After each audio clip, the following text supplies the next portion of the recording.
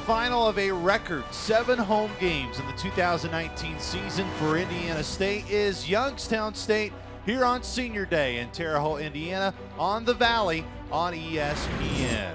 Alongside Brian Fritz, I am Luke Martin. We welcome you high atop Memorial Stadium. And Brian, as we mentioned, a senior class today for Indiana State football, 23-member class that's been through a lot here in Terre Haute. Good afternoon, everybody, and a happy Thanksgiving to all of you at home. Alongside the Hall of Famer and two-time Missouri Valley Conference champion Matt Wren, I am Luke Martin. Matt, Sycamore is glad to be back inside Holman Center after what's been a grueling non-conference road schedule. They open up the first. Brian, 2 teams today saying at 0-1 in the league, they want to get that first win in conference play. Alongside two-time Missouri Valley Conference champion and Indiana State Hall of Famer Matt Wren, I am Luke Martin. Matt, not very often you get a first in these days of college basketball, and tonight that's exactly what we have. Yeah, there's no question for Indiana State today to have a chance against the Streaking Salukis. They have to do something they haven't done the last couple of weeks, and that's taking care of the football. Yeah, the Sycamores have really. And you know, head coach for Youngstown State, Bo Pelini, wants to see his squad get back to playing physical defense. The last 2 weeks, 56 points allowed in each of those games. Yeah, and that's extremely uncharacteristic for. Wilderman with Sims in the backfield. That's who he hands it off to. Look at Sims, the Toledo transfer, looking for his first touchdown, and he's got it. Nicholas Sims. Game we expected here, a close one. Shaheed really wanted to shoot that 3, but finds Ward late, and he's got 2 more. Davis goes in motion far side. And now it's Williams, just has to avoid 1, tackled, now 2, but he can't avoid the 3rd. The ball came out. Is it a fumble? Waiting for a ruling. Still no ruling. And it's Indiana State football. They're rolling in the field. There's a fumble. Here comes right in the defense. First down. 2 receivers to the field side, including Hopper. Daphne, can he get to the end zone? He will! His first touchdown as a Sycamore is a rushing touchdown, and Indiana State with its first rushing touchdown since Eastern Kentucky, week 3 of the season. Thomas back to that near right. Hopper, he's going to throw, double coverage, end zone, and intercepted by SIO. Quay Brown, who was the leading tackler in the whole Missouri Valley Conference, entering the day, makes the Sycamores pay in the red zone. 8-point lead for Indiana State, 9-18 till the end of the game here in the second half. And Trey Williams got a mismatch here on Samuelson. Yeah, they keep switching up there. Let's see if Williams keeps doing that, they're not going to be able to do it. So really good patience there by the freshman. And dig didn't come, double didn't come, and had one-on-one in the post. Didn't rush it, took his time, and made a good power play to the basket. 6 of the 8 points for Trey Williams here in the second half. And Barnes with a steal and finish. And a timeout by Coach David Richmond. Yeah, Jordan Barnes just read that perfectly, saw the pass. Start of the 4th and final quarter here in Terre Haute. And so far, Brian, Indiana State jumped out early. Not a lot of scoring until the final 3 minutes in that second quarter. And Indiana State able to add a Daphne touchdown run here in the 3rd quarter, extending what is the largest lead right now of the game, 14. Yeah, Sycamore's defense has been their strong suit most of the year, and they're in a good situation right now as we start the 4th quarter. It's 3rd down and 2. Craycraft will give it to Chapman, and Chapman's got the first down with ease. That's only the 2nd converted 3rd down today for Youngstown State. They were 1 for 10 prior to that pickup. Yeah, and Indiana State not really any better, just 1 out of 9 on their 3rd downs. Both defenses have been very good at getting the other team's offenses off the field. The same formation with Chapman staying right behind Craycraft, and he'll get it again. Stutter steps, and now look who brings him down this time. It's Jonas Griffith. He's got most of his family here today. Father Jerry, Mom Janice, brothers Ebenezer and David. Jerry Jr. is here too. And Grace and Christina, 2 of his sisters. It's a big family. One of his younger brothers, Amos, who plays for Thomas More, is actually playing right now and unable to be here at senior day for Jonas. But Jonas has had a remarkable career, a big family, and a guy who's brought a lot of joy to Sycamore fans, especially this program over the years. As Craycraft again looked like a design quarterback run, gets to the 40-yard line. And that's where I think a lot of teams like to do that against Indiana State, Brian, because Indiana State is very aggressive with how they use their linebackers. They are, and Craycraft has been the majority of the rushing yards today for Youngstown State. Through 3 quarters, had 104 of the 122 rushing yards for the Penguins. Of course, 80 of them coming on that touchdown run. 3rd down and 3. Youngstown State just converted earlier on only its second 3rd down conversion of the game. Chapman is who picked it up, and Chapman near the 1st down sticks, and he's got it by a yard. 2 converted 3rd downs after only 1 previously in this game for Youngstown State. Nice job up front by the offensive line, creating just enough space there for Chapman, and Youngstown State able to maintain the possession. Late sub for Indiana State. Saw Andy Special, the head official, run up and give Indiana State time due to the substitutions offensively for Youngstown State. It's a pitch to Charleston. Far side, trying to avoid Hamid Oideli, who's got an interception today, which set up an Indiana State score. Oideli makes the tackle at the 31-yard line. Hamid's a great story too. He was a running back, wide receiver. Now on the defensive side of the football, all those positions have been within his time at Indiana State. Didn't play at all a year ago. Had a kick return in 2017. But he's been a mainstay on that defensive side as Chapman trying to find some yardage behind the left side of that offensive line. Would really think at this part of the field, 4-down territory right here for Youngstown State. Game clock down under 12 minutes. Penguins trailing by 2 touchdowns. Not sure there's enough time in this game left where a field goal would do you a whole lot of good. You can hear the Sycamore fans below us here on 3rd down. The gut of Chapman was met, it looked like, by Isaac Fotu or Inoke Moala. And he's close to a 1st down. And they're motioning to move the chains. And it's a 1st down for Youngstown State. Chapman, the ball carrier, tackled by number 13. One other thing that is happening on this drive is Youngstown State has converted 3 3rd downs. They're using up quite a bit of this clock. They started the 4th quarter with the football, and the clock's still running and now approaching 11 minutes. Clock also one of the biggest enemies for Youngstown State besides just being down by 2 possessions. Craycraft to throw. Steps up. That was Jacot trying to pressure him. He's still on his feet. Glasgow pressured him, but he's got an open man near the 5-yard line. Jonas Griffith brings down Joyner, who makes the catch. But there is a hanky down on the field. With number 80, Joyner over the middle. Griffith on the tackle, but penalty flag. It appears to be pass interference on Youngstown State. Pass interference, offense number 80. 15-yard penalty to the previous spot, 1st down. That's the 2nd offensive pass interference called today on the Penguins, and that one hurts massively for Youngstown State. Scramble situation for Craycraft as he's just trying to extend the play here, see if he can have anybody pop open. I think the push came just before Joyner came back into your screen there, and that was what created the separation.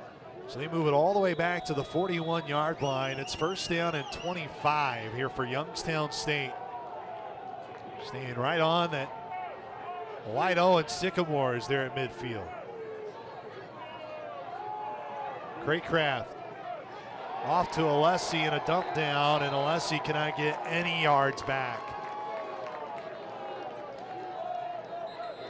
And Alessi is very slow at getting up. Officials timeout for an offensive injury. Alessi's still down on the field, and we mentioned it earlier in the game how good this Indiana State defense has been in terms of the passing game. But a pass interference penalty and a loss of 4 has made it second down and 29. Youngstown State to pick up a first down. They need to get all the way down to the Indiana State 16-yard line. Craycraft to throw. Has his man. Emmons hits him in stride, and Youngstown State is not going away yet.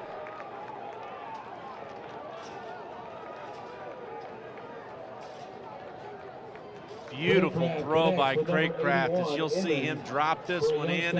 Emmons gets behind the defender, and the Penguins are right back in it.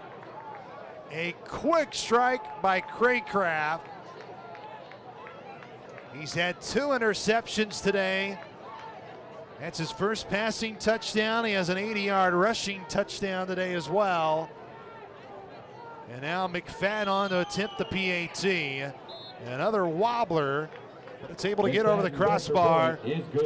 And after a 45-yard touchdown pass, it is 24-17. Indiana State with the lead. Plenty of football left. Here's a look at freshman Kobe Barnes with 5 points. He's got a relative at Indiana State that competes for the Sycamores on the football side, Jackson Byrne. Big number 54. He played some hoops back in the day in high school. He actually believes, head coach Kurt Mallory needs to not listen to this, but that he could beat his cousin, Kobe Barnes, in one-on-one. One-on-one offensive line drills, or are we talking one-on-one on the basketball court? He says on the basketball floor that he could still shoot it over Kobe. I don't know if that's the case, though.